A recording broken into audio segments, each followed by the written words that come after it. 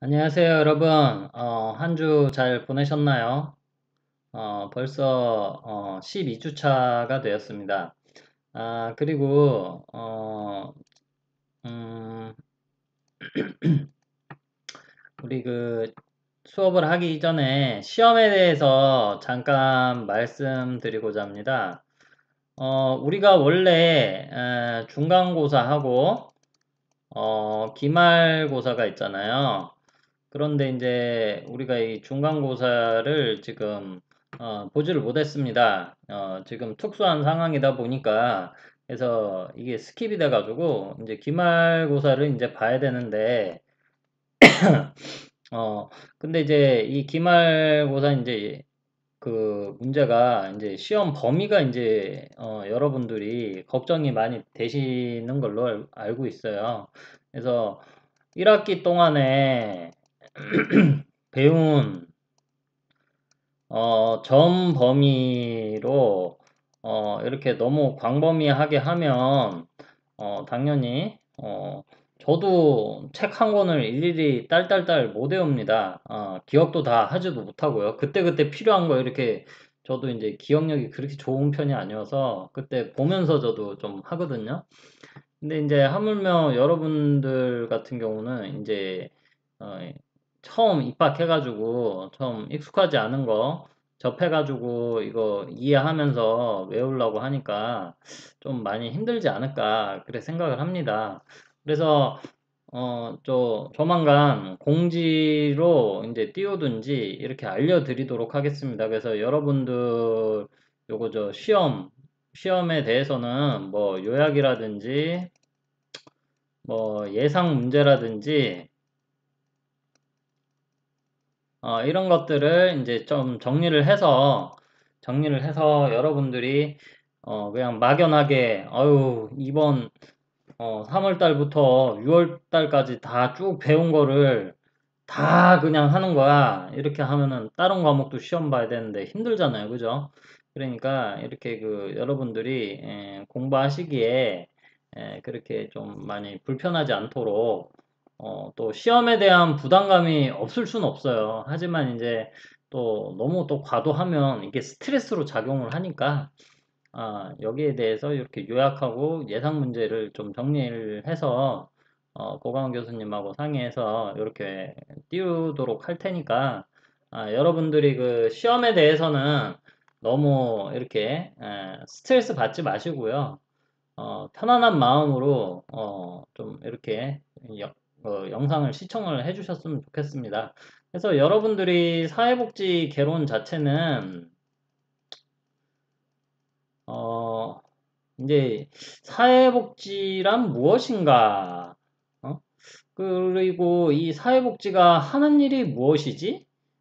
그리고 어떤 분야가 있는지 그런 것들을 여러분들이 조금 궁금증을 해소해 나가는 전반적인 이제 깊이 들어가지는 않지만 그래도 전반적으로 여러분들이 조금 이렇게 에, 분야에 대해서 알 수 있는 기본적인 기초 지식을 배우는 거기 때문에 조금 뭐 외워서 딸딸딸 뭐 아동복지가 있다. 그래서 아동복지 시설 종류가 뭐가 있고 딸딸딸 외우는 이런 것보다는 어 그 뭐라 그래야 되지? 조금 이해를 해 나가는 아동복지는 무엇이고 노인복지는 무엇이고 그리고 시설 유형들이 이런 것들이 있구나. 그리고 거기서 실제 하는 일이 무슨 일을 하네? 그러면은 나는 나중에 사회복지를 하게 되면, 나는 저런 쪽에 관심이 있어. 뭐, 장애인 쪽에 한번 관심을 가질까? 아니면 다문화 쪽에 관심을 가질까? 그렇게 하는 여러분들이 이제 어째 보면은, 지식을 이렇게 쌓는 그런 것도 있지만, 여러분들이 진로를 탐색을 하는, 전초전이다. 이렇게 좀 생각을 해주셨으면 좋겠어요. 그래서 너무 시험에 대해서 너무 뭐 몰두를 하면서 무조건 좋은 점수를 받아야지 너무 그렇게 압박감을 가지진 마십시오. 예. 자, 그러면 우리 오늘 지난 시간에 이어서 아동복지 마무리하고요. 시간이 되면 12장의 가족복지에 대해서 한번 살펴보는 시간을 가져보도록 하겠습니다. 자, 우리가 아동복지의 이제 그 대상에 대해서 먼저 얘기를 했었잖아요. 과거에는 이 아동이다 그러면은 그냥 뭐 요보 대상자 아동, 그래서 뭐 부모가 없는 아동을 대상으로만 이렇게 생각을 했는데, 그 대상이 지금은 어떻게 됐다? 특별한 문제나 욕구가 있는 아동뿐만 아니라 어떤 아동? 모든 아동, 모든 아동을 대상으로 하는 아동복지를 지금 하고 있다. 그래서 그 대상이 모든 아동이다. 18세 미만에. 그리고 그러면 그 아동만 그 대상이냐? 더 확대를 했어요. 아동이 이래 있으면 아동을 둘러싸고 있는 기본적인 그게 이제 부모, 가족이라는 우리가 집단 속에서 생활을 하게 되잖아요. 그러니까 아동이 무슨 문제가 있어. 그러면은 우리가 첫 번째 봐야 될 게 그 아동과 같이 지내는 그 부모와 가족들에 대해서 우리가 살펴봐야 되거든요.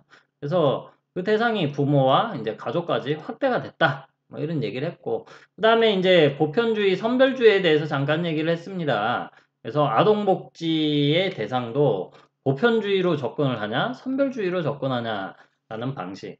그래서 여러분들 요거는 계속 여러분들이 사회복지를 배우시게 되면 계속 나와요. 그래서 얼마 전에 뭐 국회의원 총선도 있었었잖아요. 그때도 뭐 보편주의냐 선별주의냐 이런 얘기를 많이 했을 거예요. 그래서 먼저 선별주의는 뭐예요? 선별해서 주는 거예요. 어떠한 서비스를 제공을 하는데 어떠한 특별한 문제가 있거나 욕구가 있는 조금 필요로 하는 사람한테만 딱 어떤 기준을 딱 정해서 그 사람한테만 해주는 거예요. 또는 아니면 어떠한 자산 기준을 만들어서, 우리나라는 제일 많이 하는 게 자산 기준을 만들어 놔서 어느 소득 이하가 되는 사람에게만 서비스 제공하는 그런 방식을 많이 했단 말이에요. 그게 이제 선별주의예요. 반면에 보편주의는 뭐예요? 누구나 다. 묻지도 따지지도 않아요. 아동이면 누구나 다 해주는 거야. 대표적으로 뭐가 있었어요? 무상급식이다. 과거에 무상급식을 선별주의로 했었었죠. 그러니까 어떠한 특정 요구 대상자, 뭐 기초생활수급자나 저소득 아동들을 대상으로만 급식을 제공을 했더니 어떤 문제가 발생을 해요. 학교 내에서 쟤는 수급자애야. 기초생활수급자여서 그 급식비가 면제가 된다. 이런 식으로 낙인이 찍혀버린다. 반면에 이제 지금은 이제 무상급식이 전체 학생을 대상으로 확대가 됐잖아요. 그러니까 이제 보통 애들이 모르죠. 누가 기초생활 수급자인지 알 수가 없잖아요. 자기 입으로 얘기하기 전까지는. 그러다 보니까 이러한 보편주의로 되면 낙인이 찍히지가 않는 거예요. 누구나 다 받으니까. 예, 무슨 말인지 이해 가세요? 예. 그래서 제일 좋은 거는 이제 보편주의로 가는 건데, 문제는 뭐예요? 재원, 돈은 한정이 되어 있는데, 이거를 다 해주면 좋지만, 다 해줄 수가 없으니까 이제 선별주의로 가는 거죠. 물론 재정이 빵빵하고 돈이 많으면은 보편주의로 가는 게 가장 이상적이죠. 그런데 어쩔 수 없이 선별주의로 가야 할 수밖에 없는 것들도 있습니다. 그래서 우리나라에는 지금 현재 보편주의와 선별주의가 같이 뒤섞여 있어요. 보편주의 복지도 있고 선별주의 복지도 있습니다. 자, 그 다음에 뭐 우리 또 지난 시간에 했던 거 딱 보면은, 우리가 보통 아동복지법에 따라서 우리가 18세 미만인 사람을 아동이라고 부르는데, 뭐 청소년이라든지 뭐 이런 데는 청소년법에는 청소년, 뭐 소년법에는 또 소년, 민법에는 미성년자, 뭐 근로기준법에는 연소자, 뭐 이런 식으로 다양하게 이 법들이, 우리가 사회복지에서는 아동이라고 부르는데, 다른 타법에서는 또 다른 용어를 쓰고 있더라. 그리고 그 기준도 18세 미만이 아니고 19세, 뭐 20세, 뭐 이렇게 다양한 기준을 적용을 하고 있더라. 뭐 이 정도만 여러분들이 아시면 될 것 같아요. 자세히 외우실 필요는 없어요. 예. 자, 그 다음에 우리가 아동복지의 대상을 우리가 그 원래는 그 요보 아동을 대상으로 했는데 이제 전체 아동으로 확대를 했다고 했잖아요. 그래서 그 대상을 이제 여기 있는 요보 대상이 아닌 일반 아동, 어, 우리가 전체 아동을 대상으로 하지만 아무런 문제가 없는 아동들에게 제공하는 것과 요보 대상자 아동에게 제공하는 것은 당연히 틀리겠죠. 그렇죠. 욕구가 다르니까. 우리 사회복지에서 추구하는 게 뭐예요? 욕구에 맞는 서비스 제공하는 거잖아요. 욕구에 맞는 거 제공하는 거. 그래서 그 사람이 그 욕구가 충족이 되게 해서 그 사람이 행복해지게 만드는 게 우리 사회복지잖아요. 마찬가지에 아동복지도 그 아동이 필요로 하는 거 제공해서 그 아동이 행복하게 되는 거를 추구하는 거잖아요. 자, 그래서 먼저 일반 아동을 대상으로 하는 거 한번 보면요. 어떤 문제가 있지 않아요. 특별한 문제 없어요. 대부분의 아동이 이제 이 일반 아동에 속하겠죠. 그리고 그런데 왜 이런 일반 아동에게 이러한 아동복지 서비스 제공하냐? 예방적 차원이죠. 자, 문제가 일어나면 해결하면 돼. 해결하면 돼요. 뭐 어떻게든 방법이 있겠죠. 자, 그런데 가장 좋은 건 뭐예요? 이 문제가 일어나지 않게 예방하는 게 가장 좋죠. 예방하는 게. 그쵸? 그렇기 때문에 일반 아동을 대상으로 굳이 하는 이유는, 이 아동이, 문제가 발생하지 않게 예방적 차원에서 여러 가지를 이제 이 아동과 이 아동을 둘러싼 가족에게 제공을 하고 있는 거예요. 그래서 대표적인 이 일반 아동을 대상으로 한 아동복지 보면은 각종 수당들이 대표적인 거죠. 뭐, 가족수당, 아동수당, 뭐 무상교육도 하고 있고 무상급식, 방과후 아동교육, 양육수당, 무상보육, 뭐 이런 것도 어린이집 뭐 이런 것도 지금 다 공짜잖아요, 그죠? 이런 거 다 어떤 문제가 있어가지고 제공하는 건 아니잖아요, 그쵸? 예방적 차원에서 해주는 거예요. 예. 자, 반면에 이제 그 요보 대상자, 보호 대상자 아동이라고도 부르는데 이 보호 대상자 아동은 뭐예요? 어떤 문제가 있는 거죠. 대부분 뭐야?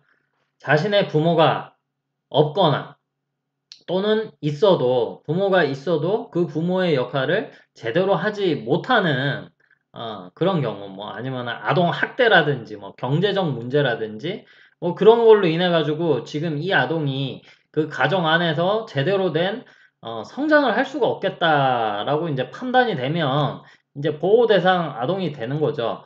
그러면은 이제 이러한 아동에게 대표적으로 이제 제공이 되는 서비스들이 가정 위탁 보호, 뭐 이런 것들, 그 다음에 시설 서비스들, 뭐 장애 아동도 있을 거죠. 장애 아동은 장애 아동 시설이 별도로 또 있습니다. 예.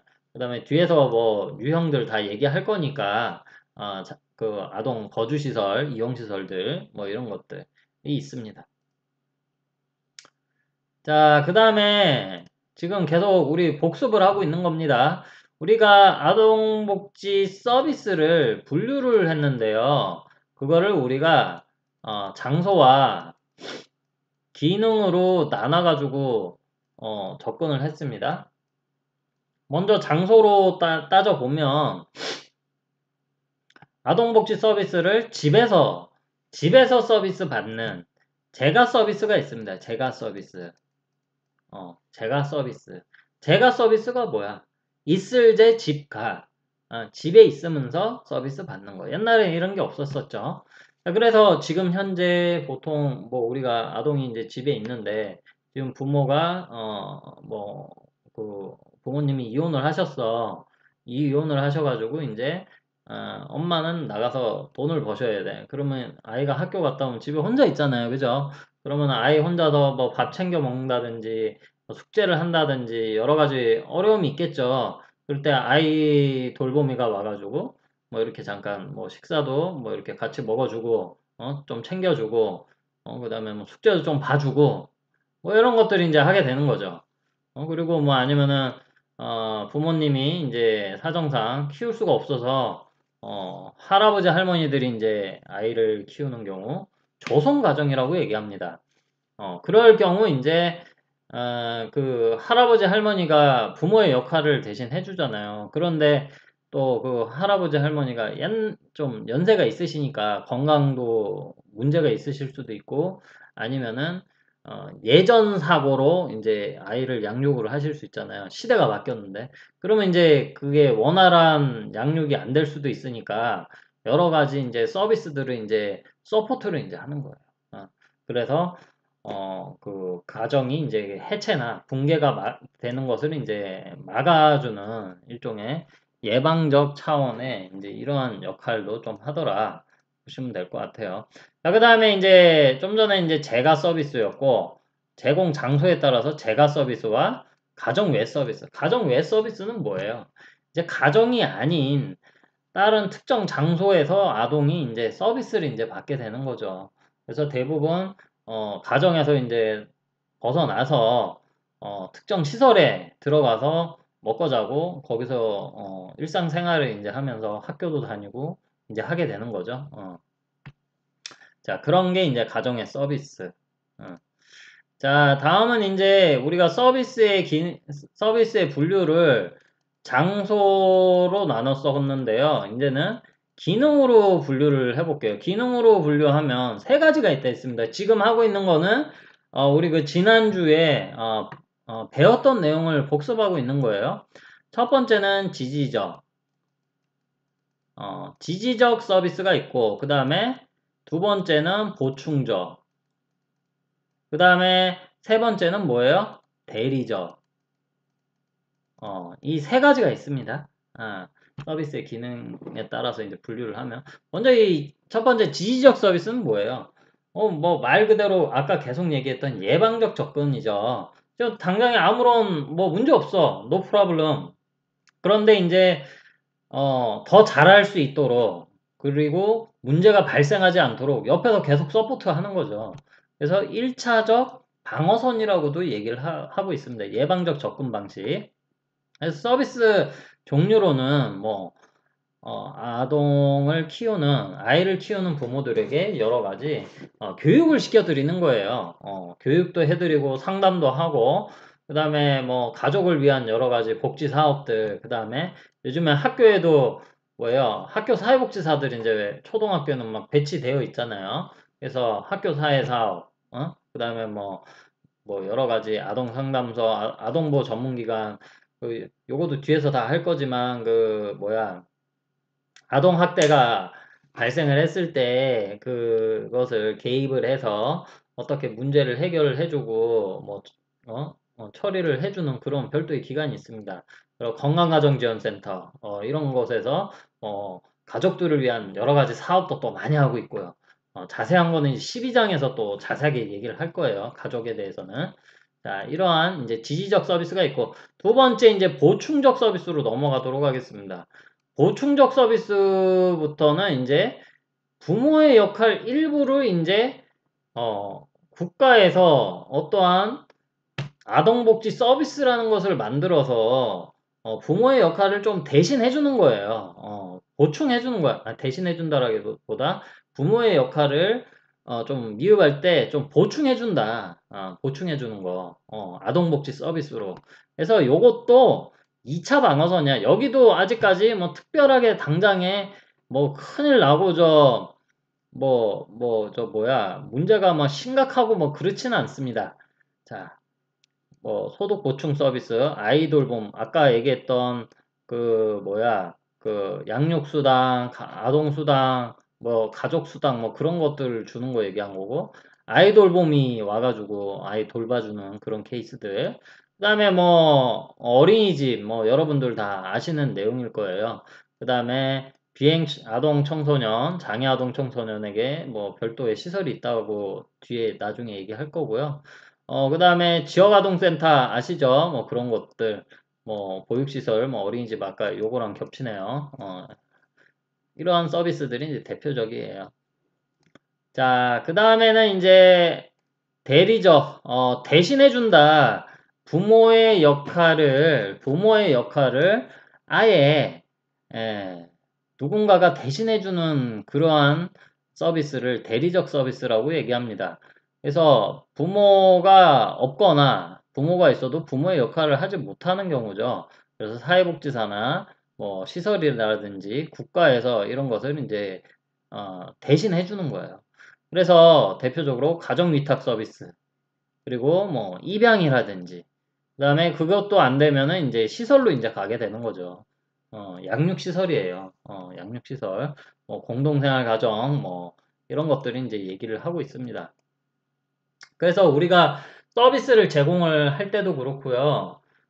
나름대로의 그냥 아동이라 해서 획일적으로 다 똑같은 서비스를 다 무조건 다 제공하는 것은 아니다. 뭐 물론 공통적으로 이렇게 제공하는 것도 있지만 그 각각의 이제 스텝을 나눠가지고 레벨을 나눠가지고 지금 긴급하게 해야 되는 거, 그 다음에 괜찮은 그 중간 단계, 그 다음에 조금 뭐 예방적 차원에서 하는 거, 이렇게 우리가 나눠서 좀 접근을 하고 거기에 따라서 서비스들이 다 획일화되게 똑같지는 않다. 조금씩 틀리다라는 것을 어, 우리가 요 아동복지 서비스 분류를 통해서 우리가 알 수 있었습니다.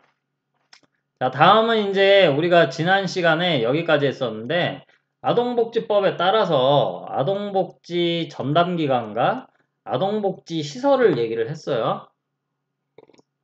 그래서 아동복지 전담기관 같은 경우는 직접적으로 아동을 케어하고 아동에게 무슨 프로그램을 제공해서 뭐 이렇게 하기보다는 아동이 무슨 어떠한 학대를 당하거나 아니면은 아동이 지금 어디로 가야 될지 조금 애매한 상황이거나 할 때 판단을 해서 보내는 가정 위탁을 보낸다든지 이제 그러한 역할을 하는 곳이 아동복지 전담 기관이고요. 그 다음에 아동에게 직접적인 케어 서비스, 뭐 직접 돌봐주고 이제 돌봄 서비스죠. 그런 것을 이제 하는 게 여기 아동복지 시설이다. 이렇게 보시면 될 것 같아요. 그래서 요거를 하나하나 우리가 다 뜯어서 보자고요. 얘네들이 무슨 일을 하는지를 한번 보도록 하자고요. 자, 먼저 우리가 아동복지 전담기관이 있다 했잖아요. 아동보호 전문기관, 가정위탁지원센터가 있다 그랬었잖아요. 자, 먼저 아동보호 전문기관이 무슨 일을 할까요? 어, 아동보호 전문기관이 옛날에는 뭐 예를 들면 제가 어렸을 때는 없었어요. 없었어. 그래서 예전에는 뭐 예를 들어 볼게요. 지금 뭐 한 번씩 TV에 아동학대 뭐 부모가 뭐 아이를 뭐 때려가지고 뭐 신고도 당하고 막 이런 게 뭐 한 번씩 뉴스에 나오잖아요. 옛날에는 그런 일이 없었을까요? 옛날에도 많았어요. 옛날에도 부모가 자녀를 심하게 매질을 하고 뭐 감금도 하고 뭐 옛날에 이런 좀뭐 지금이야 지나서 이제 얘기를 하는 건데 옛날에는 공부를 못하고 막 그러면 팬티만 입혀가지고 막 밖에도 막 부모가 쫓아내고 동네 한 바퀴 돌고 오게 하고 막 그랬었어요. 제가 어렸을 때만 해도 막 이제 그 지금 보면 지금 학대죠 그런 거.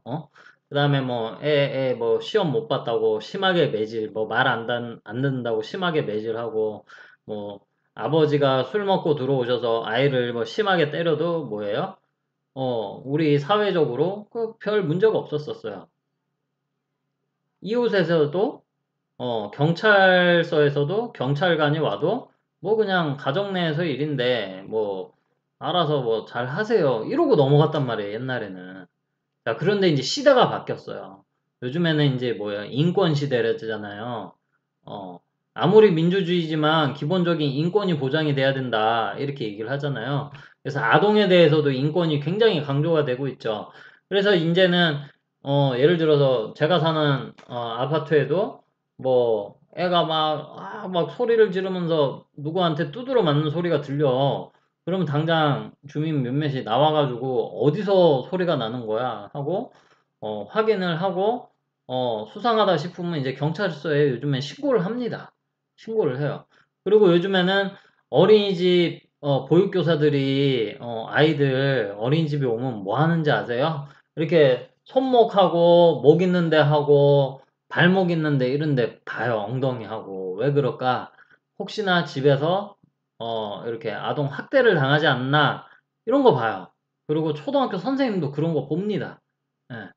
저도 어떤 사례가 있었냐면 예를 들어서 이런 거예요. 아이를 키우는 부모가 있어. 아이를 키우는 부모가 있는데 부모가 아이한테 막 소리를 질렀어요. 그러면은 다음날 이 아이는 그냥 어린이집 가서 놀다가 선생님한테 이렇게 얘기를 합니다. 아빠한테 어제 많이 혼났어요. 이렇게 얘기를 합니다. 그러면은 이제 그 어린이집 보육교사는 아이 몸을 막 이렇게 샅샅이 봅니다. 예. 그런 식으로 이제 요즘엔 한다고요. 요즘에는 아동학대하면 큰일 나요. 아무리 나의 자녀라 하더라도 이 자녀, 이 아동이 나의 소유물이 아니야. 인격체로 봐야 된다라는 거죠. 인격체로 안 보고 나의 자녀니까, 나의 자식이니까, 나의 물건 이렇게 생각하는 순간부터 이제 내 맘대로 안 되니까 짜증이 나고 욕설도 하고 이제 뭐 이렇게 손찌검도 이제 나가게 되는 거죠. 자, 어쨌든 간에 그래서 지금은 이제 아동 학대를 이제 의심이 된다 그러면 요즘에는 129에다 전화를 하면 됩니다. 129에다 전화하면 이게 통화 콜센터인데 뭐 장애인 학대, 노인 학대, 아동 학대 여기 다 전화하면 돼요. 그러면 이제 아동이다 싶으면은 그 주소지 기준에 이제 아동보호 전문기관에 이렇게 연계를 시킵니다. 연계를 시켜요. 자, 그러면 여기 있는 아동보호 전문기관의 사회복지사가 신고 접수를 받으면 출동을 합니다. 긴급하면 바로 뭐 새벽에라도 뛰쳐나가요. 당직을 이제 돌아가면서 이제 하거든요. 그리고 이제 지금 당장 급하다 그러면은 이제 그리고 위급하다 그러면은 혼자 안 가고 경찰서에 이제 전화를 해서 경찰관과 이제 같이 이제 대동을 해서 문을 열고 사회복지사가 그냥 가서 문 열어달라 그러면 여러분들 같으면 문 열어주겠어요? 안 열어주겠죠. 그러니까 경찰관이랑 이제 대동을 하는 거죠. 그래서 문을 열어주고 이제 확인을 하게 되는 거죠. 그래서 현장 조사, 이제 사진도 찍고 뭐 증거가 있으면은 뭐 이런 그런 것도 증거도 이제 수집을 하고 이제 하게 되겠죠. 그리고 가해자가 이제 보통 부모인 경우가 많거든요. 가해자와 이제 피해자 이 아동을 이제 분리를 시켜야 되는 거예요. 분리를 시켜가지고 뭐 여러 가지 뭐 상담 치료라든지 필요한 서비스들을 이제 연계를 시켜주는 거예요. 그리고 여러분들이 아셔야 되는 거는 이 피해 아동에게만 어떠한 그 서비스와 이제 이런 것들을 연계를 하는 게 아니고 그 부모, 그 자녀, 그 학대받은 아동의 그 가해자인 그 부모들을 대상으로 해서도 여러 가지 교육을 많이 시킵니다. 상담도 하고. 그래서 그 궁극적으로 그 아동이 나중에는 그 부모한테 다시 갈 수 있도록 사회에서 이제 만들어 주는 거예요. 자, 그 다음에 이제 이런 아동보호 전문기관에서 또 아동학대 예방교육, 홍보, 그래서 어린이집이라든지 뭐 학교라든지 뭐 지역아동센터라든지 뭐 아동을 대상으로 서비스 제공하는 이러한 유형의 시설들에서는요, 의무적으로 아동 인권교육, 어, 아동학대 예방교육 이런 것들을 의무적으로 받게끔 되어 있습니다. 그럴 때 이러한 아동보호 전문기관에서 사회복지사가 이제 출강을 나와가지고 이렇게 막 이렇게 그 교육을 시켜드리죠. 무료로 해줍니다. 무료로 돈 안 받고. 자, 그 다음에 피해 아동의 뭐 사후 관리도 이제 해주고 있고요. 자, 그런데 이제 이러한 아동보호 전문기관에 사회복지사 그러면 무슨 일을 하냐? 아까도 얘기했지만 사례 접수 받아가지고 출동하고 이런 거 많이 합니다. 그래서 뭐 밤 10시에 나갈 수도 있고요. 새벽 2시에 출동을 할 수도 있어요. 그러면은 이제 뭐 물론 한 사람이 하는 게 아니에요. 번갈아 가면서 이제 그 순번을 정해서 당직을 씁니다. 그 다음에 휴대전화도 개인 휴대전화를 쓰는 게 아니고 아동보호 전문기관에서 쓰는 별도 회사 기관 휴대폰이 있어요. 이제 그걸로 이제 하게 되는 거죠. 그러다 보니까 이제 좀 그 당직이 이제 되는 그 친구 같은 경우는 좀 많이 피곤하고 힘들 수도 있죠. 그날은 뭐 밤늦게 술을 마신다든지 멀리 여행을 간다든지 그래서는 안 돼요. 예. 항상 이제 대기를 해야 되는 거죠. 그 근처에서. 아니면 집에서 뭐 선잠을 자거나 아니면 시설에 있을 수도 있을 거고요. 자, 어쨌든 간에 이제 그러고, 그 다음에, 또 이런 경우도 있어요. 뭐 이건 극단적인 사례긴 한데, 이제 신고를 받아서, 출동을 이제 하게 되는데, 보통 이렇게 긴급 신고가 들어오면 보통 낮에는 신고가 안 들어와요. 낮에 다 학교 가 있잖아요. 그쵸? 그러다 보니까 대부분 밤이나 새벽에 전화가 옵니다.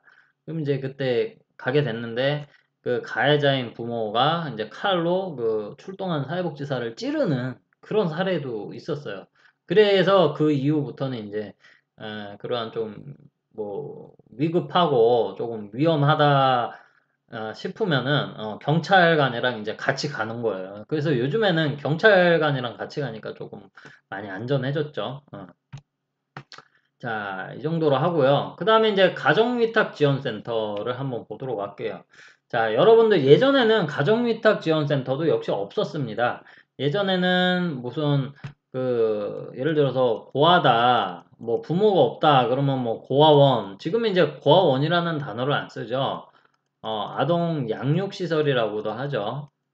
뒤에서 요것도 볼 거예요. 아동 양육시설로 그 아동이 이제 가서 이제 거기서 이제 돌봄을 받고 거기서 학교도 다니고 이제 하게 되는데, 자, 이제는 그러한 사례가 발생을 했을 때 먼저 가정위탁지원센터에서 좀 판단을 해 봅니다. 무조건 시설로 보내지 않습니다. 그래서 가정위탁지원센터에서 가정위탁이 가능한 아이인지 좀 판단을 하겠죠. 그래서 위탁 가정을 한번 찾아봅니다. 먼저 첫 번째, 이 아동을 이렇게 좀 돌봐줄 수 있는 집이 있는지 살펴봐요. 그래서 그러한 가정을 이제 발굴을 하고 이제 홍보를 해요. 그러면 이제 위탁 가정을 하는 집들은 어떤 집들이 있냐? 일반 가정이에요. 근데 아무나 다 할 수 있는 건 아니고 대부분 사례들을 보면 그 아이를 어느 정도 키워서 그 아이들이 뭐 다 성인이 되거나 아니면 다 독립을 해가지고 좀 여유가 있는, 그래서 나이도 뭐 최소한 뭐 4, 50대 이상인 부부 가정에서 이제 이렇게 위탁을 많이 받습니다. 또 너무 뭐 60, 70 된 어르신들 부부 가정에서 가정 위탁을 하기는 좀 힘들고요. 좀 세대차도 있고 여러 가지 좀 대응이 좀 잘 안 되는 부분도 있고 해가지고요. 어쨌든 간에 그렇게 위탁 가정을 이제 발굴을 해서 그 아이를 그 위탁 가정에 이제 보내게 돼요. 그러면은 거기서 일반 가정에서 아이가 임시로 지내는 거예요. 임시로. 거기서 계속 몇 년을 지내고 막 이러는 게 아니고 좀 지내다가 친부모 가정으로 갈 수 있으면 다시 어, 그 부모 곁으로 이제 돌아갈 수 있도록 하게끔 이제 복귀하는 그런 지원도 이제 여기서 하고요. 뭐 물론 이제 이 위탁 가정이 그러면 아유 그 무료로 아이를 키워주고 그 완전 봉사네요. 뭐 반봉사라고 보시면 됩니다. 봉사긴 한데 어 돈을 받기는 받아요. 근데 이제 많은 돈을 받지는 않죠. 아이를 양육을 해주는 대가로 이제 뭐 식비라든지 뭐 간식비라든지 뭐 이런 식으로 해서 한 달에 뭐 한 몇십만 원 받는다 하는데 저도 정확한 금액은 모르겠습니다. 그래서 그거를 이제 그 충분하진 않죠. 많지는 않다 그랬어요. 그거 가지고 아이 키우면은 걔 밑으로 들어가는 돈이 많잖아요. 옷도 사줘야 되지, 뭐 학원도 보내줘야 되지, 용돈도 줘야 되지, 뭐 휴대폰 있으면 또 휴대폰 사주고, 휴대폰 뭐 핸드폰비도 또 돈 내줘야 되잖아요, 그죠? 뭐 그런 끝이 없습니다. 자, 그리고 이제 가정 위탁을 하는 이 위탁 가정의 그 예비 부모 또는 부모들에게 이제 교육을 이제 또 시켜주죠. 이 아동을 위탁받은 가정에서 그러면 아동을 뭐 어디서부터 어디까지 케어를 해야 되는지, 그리고 여러 가지 사례들을 얘기를 하면서 이러한 상황이 발생했을 땐 이래 하시면 되고, 이러한 발생해서 도저히 안 되겠다 싶으면 저희한테 연락을 하세요. 이런 식으로 이제 교육을 시켜드리고 홍보를 합니다. 그리고 궁극적으로 이 위탁돼 있는 이 아동이 성인이 되기 전 단계면 이제 얼마 안 남으면 뭐 고등학생이다. 그러면은 자립 계획을 세워서 좀 잘 일어설 수 있도록 자립을 잘 할 수 있도록 뭐 사례 관리도 해주고요. 그런 것들을 이제 하고 있습니다. 그리고 관할 구역에 위탁 가정이 뭐 어떤 데가 있고 거기에 가장 적합한 이 아동에게 적합한 가정이 어디가 있는지 이렇게 정보 제공하고 하는 게 이제 또 가정위탁 지원센터에서 하는 일입니다. 그래서 최근에는 이런 가정위탁 지원센터가 좀 확대가 많이 돼가지고 양육시설로 가는 아이들이 위탁가정으로 많이 이렇게 빠지고 있대요. 그래서 실제 옛날에는 예를 들어서 고아원이라 불렸었던 양육시설에 아동들이 뭐 60명, 80명씩도 있었는데 제가 대구 동구에 있는 어떠한 양육시설에는 옛날에만 60명, 70명까지도 있었는데 지금 애들이 별로 없어요. 뭐 애들도 이제 뭐 성인이 되면 다 나가야 되거든요. 그리고 위탁 가정으로 또 빠지고 막 이러니까 뭐 20명 남짓하게 있는 경우들이 이제 봤습니다. 그래서 야 앞으로 이 아동 양육 시설도 문을 닫지 않을까 막 이런 생각도 좀 솔직히 좀 들더라고요. 자, 다음은 이제 아동복지법에 의한 이제 거주시설과 거주시설과 이용시설에 대해서 한번 보도록 할게요. 자, 거주시설은 뭐예요? 여기서 얘기한 거주시설. 말 그대로 24시간 365일 여기서 지내는 거예요. 지내면서 여기서 뭐 학교도 가고 여기서 목욕도 하고 잠도 자고 밥도 먹고 여기서 다 하는 거죠. 그런 곳을 우리가 거주시설이라고 이제 얘기를 하는 거고요. 이용시설은 뭐예요? 일정 기간 동안 또는 일정 시간 동안 시설을 이용을 하고 서비스 받고 다시 집에 가는 거예요. 예. 그런 것을 이제 이용시설이라고 보시면 될 것 같습니다. 자, 그래서 우리가 아동 거주시설부터 한번 보자고요. 크게 네 가지가 있습니다. 아동 양육시설, 아동 일시보호시설, 그 다음에 아동보호 치료시설, 공동생활가정 이렇게 있는데 각각이 이제 뭔지를 한번 간략하게 설명을 드릴게요. 그래서 예전에 앞에서 얘기했던 고아원으로 불렸었던 그 부모가 없는 아동들을 양육을 해줬던 시설을 우리가 지금 아동 양육 시설이라고 보시면 돼요. 그래서 지금 대구에 보던 무슨 아동복지센터 이렇게 돼 있는 경우 보면 대부분 아동 양육 시설입니다. 아동 양육 시설. 자, 그래서 거기 이제 부모가 없거나 부모가 있어도 부모의 역할을 하지 못하는 아동들이 거기 이제 입소를 해서 거기서 이제 다 먹고 자고 하는 거죠. 그리고 이 양육시설에 보면 그 아동들이 다 학령기잖아요. 다 학교를 다니잖아요. 초, 중, 고등학교. 뭐 어린이집을 다니는 애도 있을 수도 있고요. 그러면 이제 사회복지사들이 이제 그 학교도 보내고 그런 걸 다 합니다. 그리고 학교 상담도 대신 가주고요. 뭐 운동회라고 그러면 뭐 사회복지사가 뭐 엄마 역할 이런 식으로 해가지고 말 맞춰가지고 가가지고 거기 그 행사 있거나 학교에서는 나를 엄마라고 불러라 이래가지고 그렇게 대신 엄마 역할을 해줍니다. 안 그러면은 학교 가가지고 어 다른 애들은 다 엄마 왔는데, 여기는 이제 뭐 선생님 막 이러면은 사람들이 이상하게 쳐다볼 거 아니에요. 그죠? 그런 낙인을, 생기지 않도록 하기 위해서 엄마라고 부르라고 합니다. 그 남자 사회복지사나 뭐 사무국장님이나 이런 분들이 오시면 뭐 아빠라고 이제 부르도록 이제 그렇게 하고 있고요.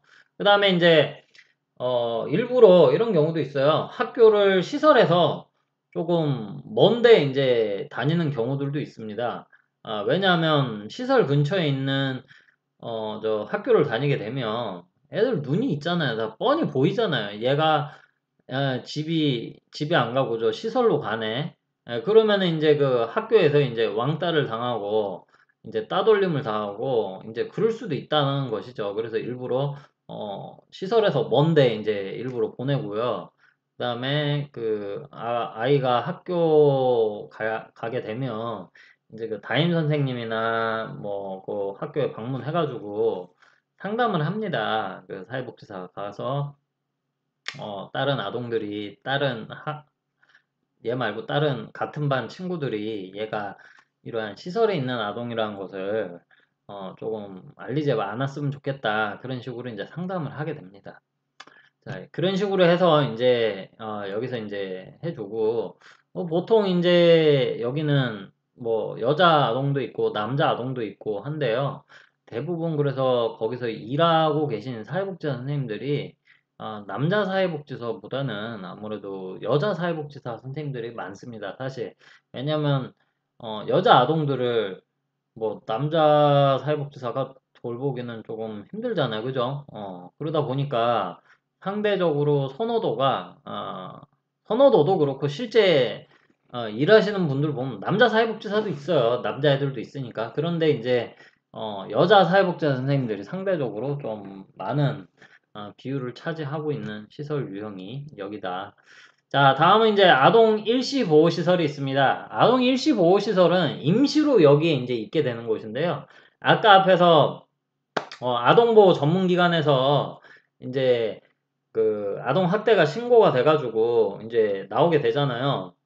그러게 되면 이제 가해자 이제 피해자가 있으면 이 피해자인 이 아동을 가해자로부터 이제 분리를 하잖아.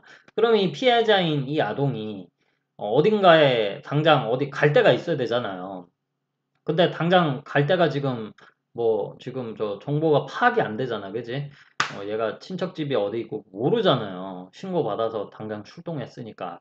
그러니까 임시로 이 아동이 거주할 곳이 있어야 된다라는 것이죠. 일종의 쉼터 같은 곳이에요. 그래서 이 아동 일시 보호시설이라는 곳에 이 아동이 이제 잠시 있는 거예요. 보통 이제 아동 양육시설에 부설로 이제 이렇게 운영이 되는 경우도 있고요. 아니면은 별도의 이제 분리된 시설로 운영이 되는 경우도 있습니다. 자, 그 다음에 이제 요거는 이제 여러분들이 처음 들어보시는 걸 거야. 아동 보호 치료 시설. 사람들이 이 치료자가 들어가니까 무슨 의료적인 처치를 하는 곳인가 이렇게 생각하실 수도 있는데 그 치료가 아닙니다. 다른 쪽의 치료에 다른 쪽의 치료. 예전에 이 아동보호 치료시설 이름이, 원래 아동 갱생보호시설이었어요. 갱생보호. 갱생. 갱생을 시킨다.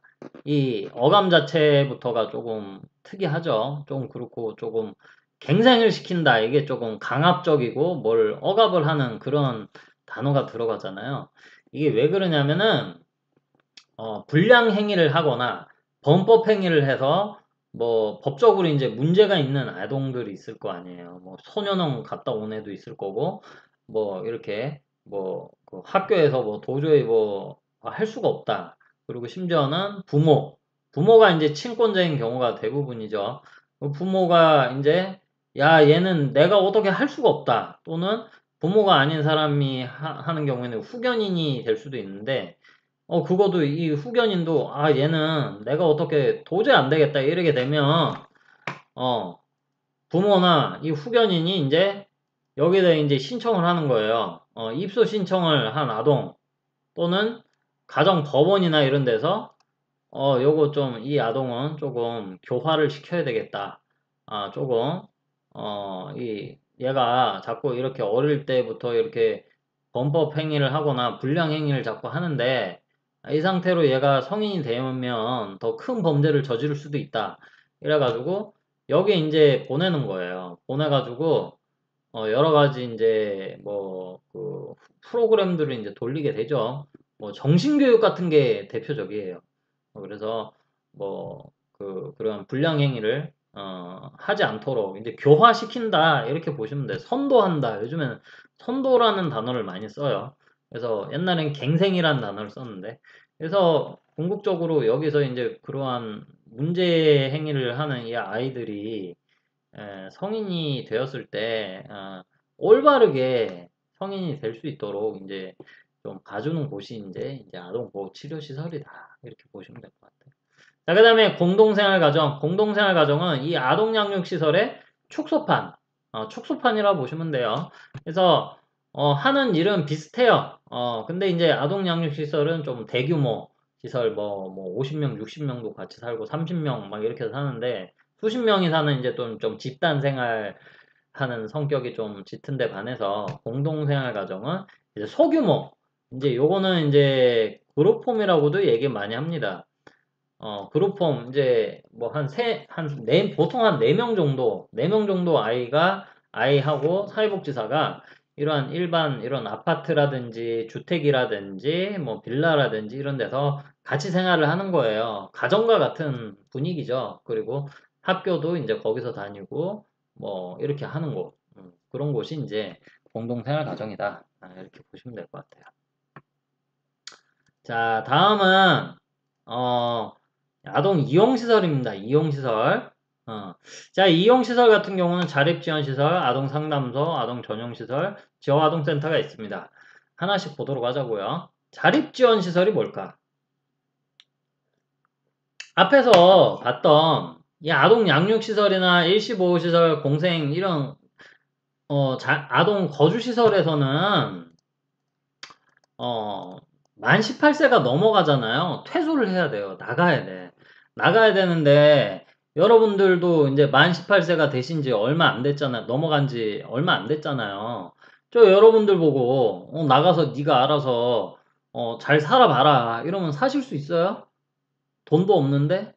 가능하시겠어요? 뭐 할 수 있는 사람도 있지만, 쉽지가 않을 거란 말이에요. 왜냐면, 대학을 갈 수도 있고, 그 다음에, 취업을 아직 못 해가지고 취업 준비를 할 수도 있고, 그 다음에 남자 아이들 같은 경우도 군대도 가야 되잖아요. 그죠?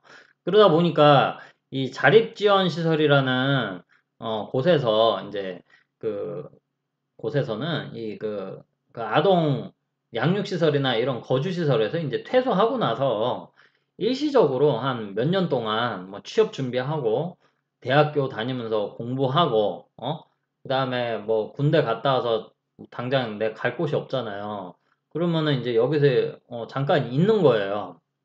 그러면서 내가 자립을 하는데 필요한 여러 가지 서비스를 이제 받을 수 있게 되는 거죠, 아동들이. 그래서 이 자립지원시설에서는 뭐 밥을 다 해주고 뭐 그러지는 않습니다. 그래서 일종의 뭐 그 뭐야 지낼 수 있는 그런 곳을 그 장소를 숙소 제공 식이라고 보시면 되고 그 다음에 뭐 취업을 하고 자립을 하는데 필요한 정책 지원 자금이라든지 뭐 후원자 연결이라든지 뭐 이런 것을 이제 여기서 주로 하게 되죠.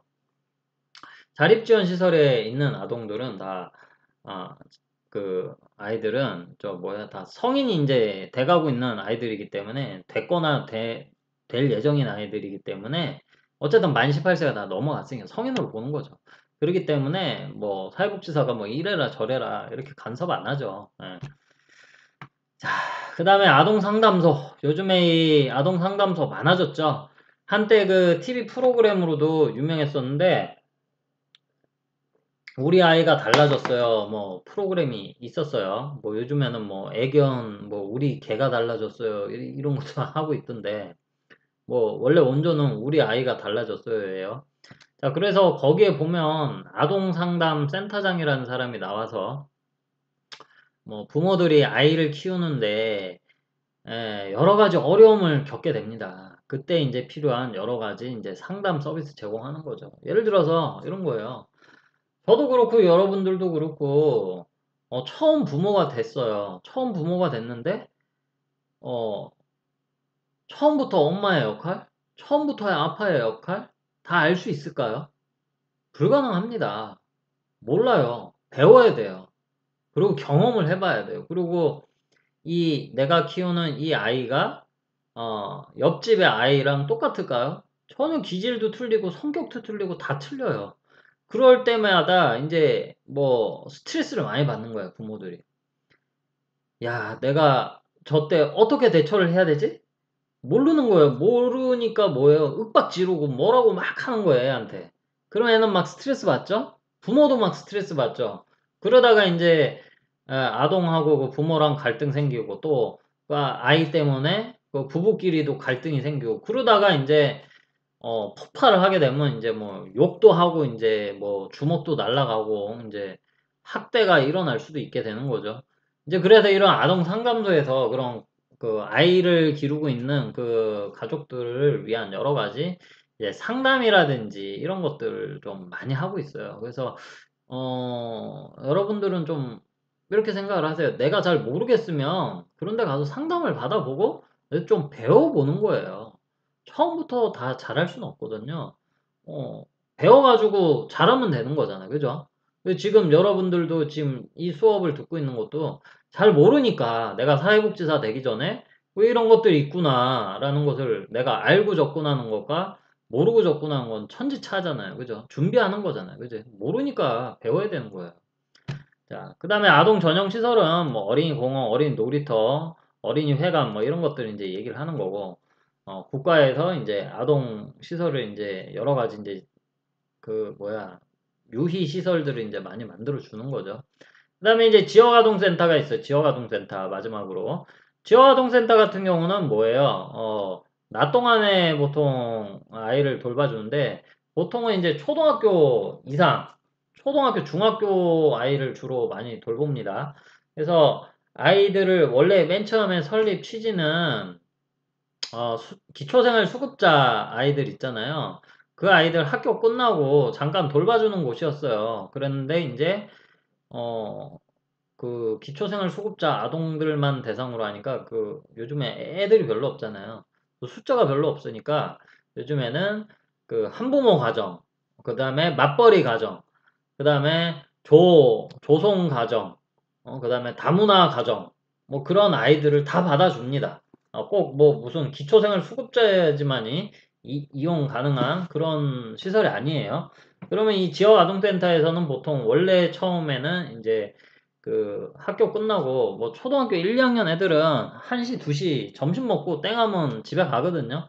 근데 예를 들어서 한부모 가정 아이야. 그러면은 엄마는 나가서 일을 해야 돼. 그래서 엄마 나중에 일 끝나고 집에 오면 뭐 7시가 돼요. 그러면 애 2시에 학교에서 오잖아요. 그러면 2시부터 7시까지 5시간 뒤잖아요. 그 5시간 동안에 누군가가 돌봐줘야 된다고. 뭐 물론 요즘에는 학교에 돌봄 교실도 있고 뭐 하긴 하지만요. 방과후 교실도 있고. 근데 그것도 또 돈도 내야 되고 하니까 지역아동센터는 공짜거든요. 그런데 이제 보내게 되는 거죠. 그래서 이제 뭐 간식 먹고 잘 돌봐주는 게 주 목적이었는데 요즘에는 이제 그 대상이 이제 뭐 맞벌이 가정 이런 쪽으로 다 확대가 되니까 이 지역아동센터에서 학교에서 내준 숙제도 이 아동이 할 수 있도록 이렇게 해달라고 하고요. 심지어는 뭐 여러 가지 뭐 공부나 뭐 무슨 특활 교육 뭐 피아노, 바이올린 뭐 이런 것도 해주기를 원해요. 그래서 뭐 요즘은 그런 것도 한다 하더라고요. 뭐 물론 그래서 이제 뭐 지역 아동센터가 요즘에는 지역 밀착형이잖아요. 그래서 여러분들 집 주변에서도 뭐 이렇게 보시면 뭐 검색 지도에 검색하면 참 많이 나올 거예요. 하는 일이 굉장히 많습니다. 근데 이제 굉장히 열악한 유형 시설 중에 또 하나예요. 생긴 지가 상대적으로 역사도 좀 짧고, 재정 지원도 좀 적다 보니까 사회복지사 2명이서 이제 일을 하니까 뭐 사회복지사가 밥도 하고, 청소도 하고, 빨래도 하고 다 해요. 예. 자, 그런 것을 이제 하는 곳이고요. 자, 다음은 이제 우리가 좀 전에는 아동복지법에 따른 아동복지시설들에 대해서 얘기했는데, 영유아보육법에 의해서 아동 안에 들어가는 영유아들이 속한 이 어린이집, 어린이집도 여러분들, 정확하게 말씀드리면 사회복지시설 유형 중에 하나예요. 그 근거법은 영유아 보육법이죠. 그 보육기관. 그래서 어린이집들이 여기다 포함이 됩니다.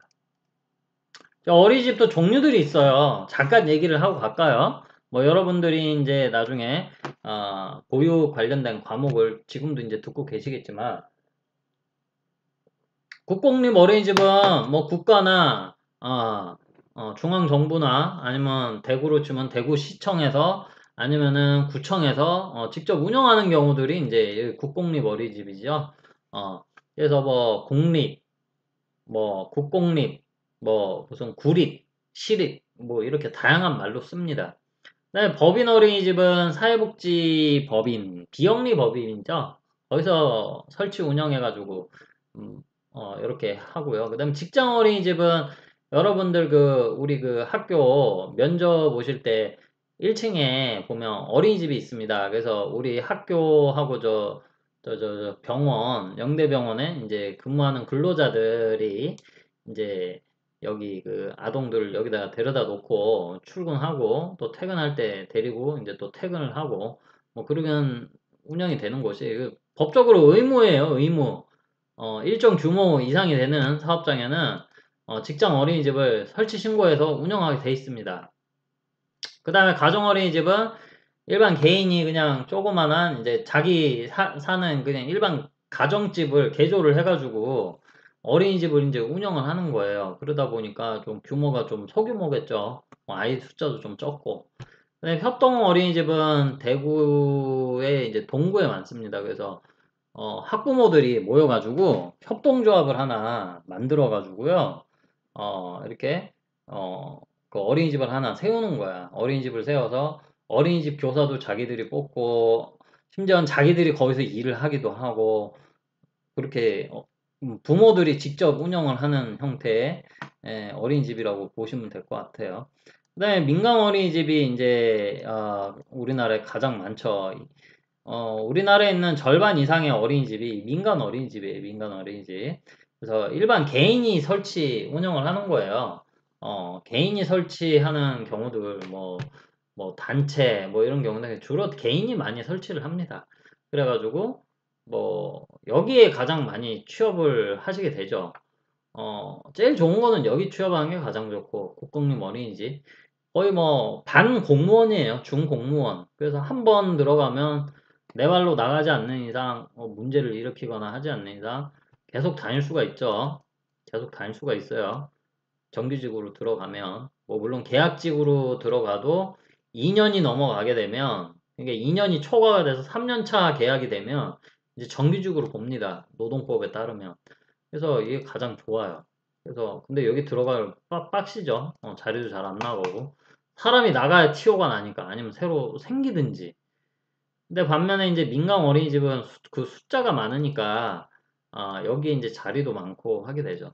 근데 이 처우가 국공립 어린이집이 훨씬 좋습니다. 여기에 있는 원장은 월급 원장이에요. 원장이 그 어린이집 주인이 아니야.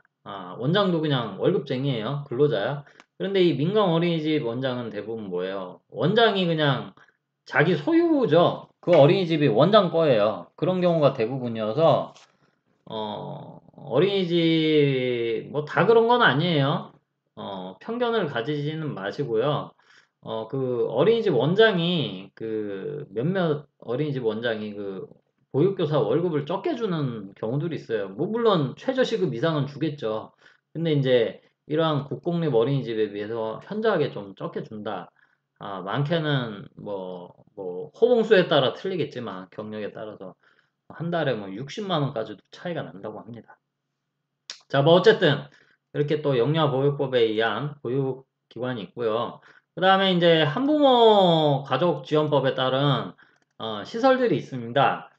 뭐냐면 한부모가 뭐야? 한부모. 우리 옛날에는 이걸 또 편부모라고 또 불렀어. 편부모. 편부모는 이제 한쪽만 있다. 한쪽만 있다. 이래서 편부모라고 썼는데 요즘엔 그런 말 안 쓰죠. 굉장히 어감이 부정적인, 마이너스적인 어감을 주잖아요. 그래서 한부모 가족지원법을 이제 만들게 되는데 왜 한부모 가족지원법이 만들어졌을까요? 우리나라 이혼율이 OECD 국가에서 1위에 1위. 1위. 단순한 퍼센트로 보면 세 쌍 중에 한 쌍이 우리나라는 이혼을 합니다. 그러다 보니까 여러분들이 생각하는 거 이상으로 아이를 혼자 키우는 엄마, 아이를 혼자 키우는 아버지가 상당히 많습니다. 상당히 많아요. 요즘에 그래서 우리나라 드라마나 우리나라 영화를 봐도 그냥 아이를 혼자 기르는 어머니의 모습, 혼자 아이를 키우는 아버지의 모습이 제법 많이 나올 거예요. 제법. 그게 전혀 이상하지가 않아요. 많이 나오니까. 그만큼 우리 주변에는 그렇게 한부모 가족들이 지금 많아졌다라는 거죠. 그래서 이들을 위한 지원을 하는 시설들이 이제 있게 되는데요. 뭐 간단하게만 보면 이 모자 부자는 뭐야? 엄마와 자녀. 그다음에 여기는 아버지와 자녀가 이제 일시적으로 이제 지내는 곳인데 생활이 어려운 경우, 생활이 어려워서 집을 구할 수가 없는 상황이야. 그러면은 여기서 일시적으로 뭐 최소 뭐 6개월에서 최대 이것도 뭐 무기한으로 살 수 있는 게 아니고 여기서 일시적으로 취업을 할 때까지 취업을 하고 나서 뭐 보증금을 모을 때까지 이런 식으로 그 기준이 있습니다. 그 기간 동안에만 여기서 거주를 하면서 지내는 거야. 대신 이 지내는 이 공간이 뭐 여러분들이 생각하는 것처럼 뭐 무슨 아동 양육 시설처럼 집단 생활하고 그런 곳은 아니고 그냥 일반 가정집 같은 곳이에요. 근데 이제 평수가 뭐 12평, 13평, 14평, 16평 이런 식으로 크진 않죠. 그런 공간에서 아이를 키우는 거죠. 그리고 이것도 부자도 마찬가지고 대구에는 참고로 이게 없어요. 부자 가족 복지 시설 이거만 있어요. 그다음에 미혼모자 가족 복지 시설 같은 경우는 결혼을 하지 않았는데 임신을 한 여성들 있잖아요. 대부분 보면은 제가 이렇게 사례를 들어보면 고등학생 여학생들 같은 경우가 있는 경우가 있습니다. 그렇게 되면 집에 얘기를 못하는 보통 이제 가출을 한 그 아이들이죠. 그러다 보니까 어, 그, 그 아이의 아버지가 되는 사람도 미성년자인 경우가 많고 능력이 안 되잖아요. 그죠? 돈도 못 버는데. 그러다 보니까 당장에 아이를 어떻게 낳아야 되고 어떻게 키워야 되고 전혀 모르잖아요. 그리고 가출을 한 상태라 뭐 집에 가지도 못하고 그렇게 되면 이제 이런 곳에 이제 가게 되면 거기서 이제 아이를 낳고 나서 이제 좀 건강 회복도 하고, 그 다음에, 필요에 따라서는, 거기서 뭐, 보통 이제 고등학교 다니다가 이제 자퇴를 하거나 막 이런 아이들이 많아서, 뭐, 검정고시 공부를 한다던가, 취업을 하려고 해도 뭐, 고등학교 이상 졸업장이 있어야 되는 경우가 많으니까요. 그래서 뭐 그런 거 이제 검정고시 학원 다니고 공부하는 동안에 여기서 이 시설에서 그 사회복지사들이 애를 좀 돌봐주고 뭐 그런 것을 이제 여기서 이제 하는 거예요. 여기도 마찬가지로 계속 살 수 있는 건 아니고 일정 기간 동안 자립을 준비할 수 있는 그 기간 동안에 그 상담을 통해서 이제 할 수가 있습니다. 그다음에 일시 지원복지시설 같은 경우는 이것도 마찬가지로 쉼터. 아동을 키우고 있는 뭐 보통 여성인 경우가 많아. 남편이 있는데 남편이 그 가정 폭력을 휘둘러서 뭐 당장에 어디로 도망을 피신을 해야 돼. 근데 당장 갈 데가 없어. 그런 경우 이제 이런 곳에 이제 와서 조금 학대로 인해 가지고 그 심적으로나 육체적으로 다쳤을 때 여기서 요양을 하고 치료를 받고 이제 준비를 하는 거죠. 어디로 갈지. 자, 그다음에 한부모 가족복지 상담소. 요즘에는 이혼을 한 가족들이 굉장히 많다고 그랬잖아요. 이혼을 하게 되면 혼자서 아이를 키워야 되는데 굉장히 어렵습니다. 어, 혼자서 아빠의 역할과 엄마의 역할을 다 해야 되는데 그게 쉽지가 않아요. 엄마가 엄마의 역할하고 아버지가 아버지의 역할을 하는 것도 힘든데 한 사람에서 두 사람의 역할을 한다. 이게 굉장히 그만큼 스트레스도 받고 많이 힘들기 때문에 거기에 대한 여러 가지 상담이라든지 문제가 발생했을 때 문제 해결을 어떻게 해야 되는지에 대한 이런 것들을 이제 조금 도와주는 이제 상담소가 또 있습니다. 보통 아동복지 상담소랑 이제 같이 운영이 된 경우가 많아요. 자, 이렇게 해서 오늘은 이제 그 아동 복지에 대해서 우리가 한번 쭉 살펴봤고요. 다음 시간에 이제 12장 가족 복지 시설에 대해서 한번 살펴보는 시간을 가져보도록 하겠습니다. 자, 그러면 이번 주는 여기까지 하도록 하겠습니다. 수고 많으셨습니다.